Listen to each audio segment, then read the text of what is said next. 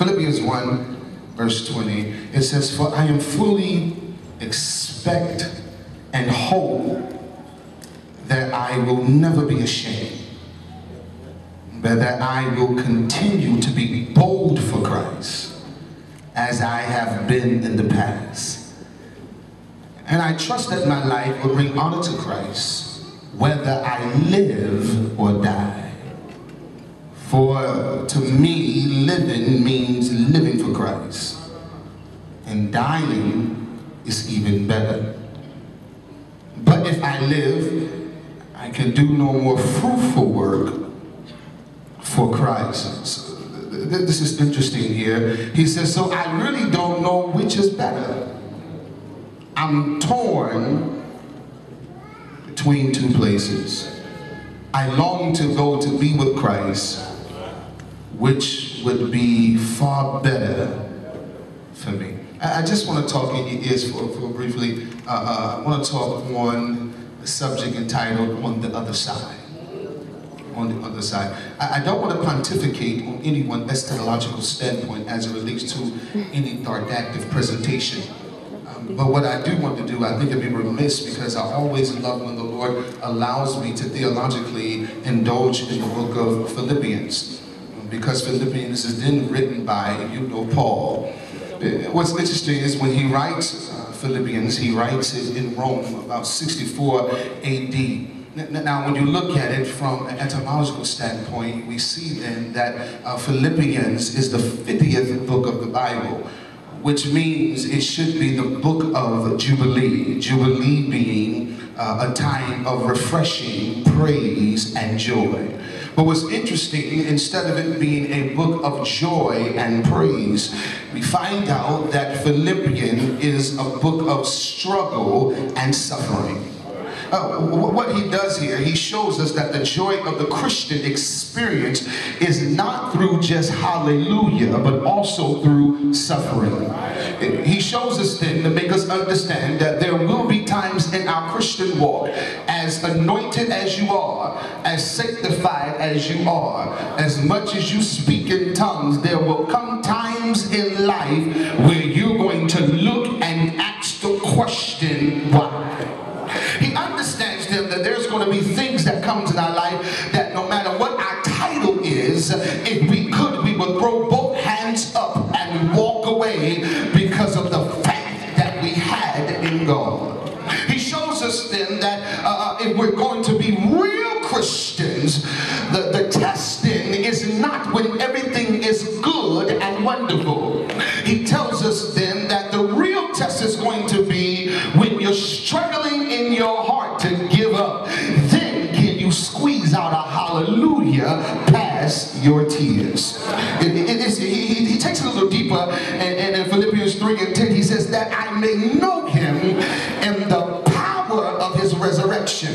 And that's, we all want to know him in the power of his resurrection, because in the power of the resurrection is when you get your car, and when you snatch back from the enemy, and when everything that you want from God comes to pass. But he takes it a little further and says, not only do I want to know him in the power of his resurrection, but if I'm going to be a real saint, I have to know him in the fellowship of his suffering, which he understands then that my Christianity then is connected to my joy and my pain. And then I understand then why I'm in Christendom, that sometime I'm going to have joy days, and then there's days like today that no matter what our title is, when we see our brother, our father, our sister, our aunt, our mother, don't tell me not to cry, don't tell me to be deep, don't tell me to be sanctified, don't tell me to hold it together, because it has hit me that the times that I had is gone. I know this is a homegrown, but touch your neighbor and say, don't try to be too deep, don't try to be too deep. This is a time where if God doesn't keep my mind, I'm going to lose it. Oh, shit. I'm so mad. And so then it is a struggle then with my Christianity and my humanism. And here it is in the text. And I just want to give you 3 points, because when I give these points, I ask God. I said, God, what would you have me to say? And I said, Pop, I said, Mom, what would you want me to say?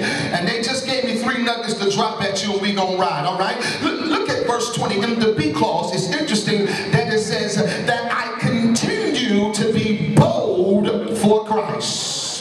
In other words, he said, I am not afraid to express my passion for Christ, because my passion for Christ is based on relationship and not religion. And that's why anybody that has religion right now, you gonna go back and drink some Hypnotic, you gonna drink some Patron, you gonna drink some Alizé, some Incredible Hulk. Okay, y'all gonna look at me crazy. But y'all older folks, some White Lightning, some Moonshine, some Mad Dog 2020. If you got religion right now, you gonna lose it, because religion will get you in the door, but relationship is going to keep you. In this time, can I be real with you? Can I be transparent? When I realized that Pop was gone with my title and with my position, I stopped to get gas, and the devil said, go ahead and get your Budweiser, put in the brown bag, run to the car before nobody see you, go to the side of the road, get towed from the floor. But relationship said, although you're feeling pain, you can't do what your flesh wants.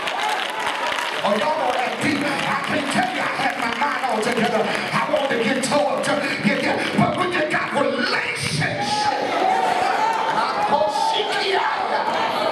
when you got relationship, relationship is the only thing in this season that's going to keep you. Watch this, watch this. So this is the first thing that I heard them say in my ear. And when I say this, I don't want you to hear my voice. I want you to hear Bishop, and I want you to hear co-pastor. I want you to hear Mom. I want you to hear Dad. They said the first thing, Chris, that I would like for you to tell them is this. It's not real deep. It's not theological. He said, tell them you better know him for yourself. That's the first thing they said. Tell them, just like the text, to be bold for Christ, you better know him for yourself. Dr. King said, and I quote, that this is a fierce urgency of now. This is not the time to engage in the luxury of cooling off, or to take the tranquility drug of gradualism, unquote. In other words, this is not the time for you to get relaxed. Baby, you better know him for yourself. Because yes, we are troubled on every side. Yes, we are distressed, but not perplexed. Yes, we are in the spirit, persecuted, but not forsaken, cast out, but not destroyed. This is the time where you got to know him for yourself, because Pop ain't going to be able to preach to us. He ain't going to be able to hold us. Co-pastor ain't going to be able to give you a word. You got to know him for yourself. Yeah, because some of you, if the pastor don't pray for you, if your girlfriend doesn't pray for you, if your prayer partner don't call you on the phone, you going to lose your mind. But I believe I got some Christians in here that says after today, if I don't get the bishop, if I don't get the pastor, if I don't get my prayer partner, I'll put my hand on myself and I'll tell myself that I'm going to get through this. Why don't you try it now? Everybody else been talking to you all day. Put your hand on yourself and tell yourself, I'm going to get through this. Yeah, I might not get through it as soon as you. It might take me a week, might take me a month, might take me 6 months, but I'm getting up from here because I got to know him.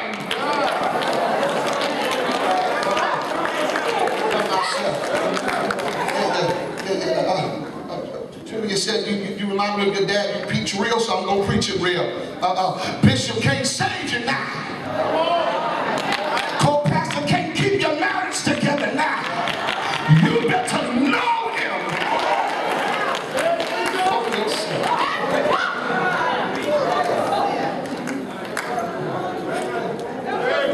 Notice in verse 2 in the C clause, I see ya. Notice what it says. Not only does it say I'm going to keep bold, but then it says I'm going to continue as I've done in the past. I'm going to continue to be done. In other words, what Paul is saying, the reason why I'm here and not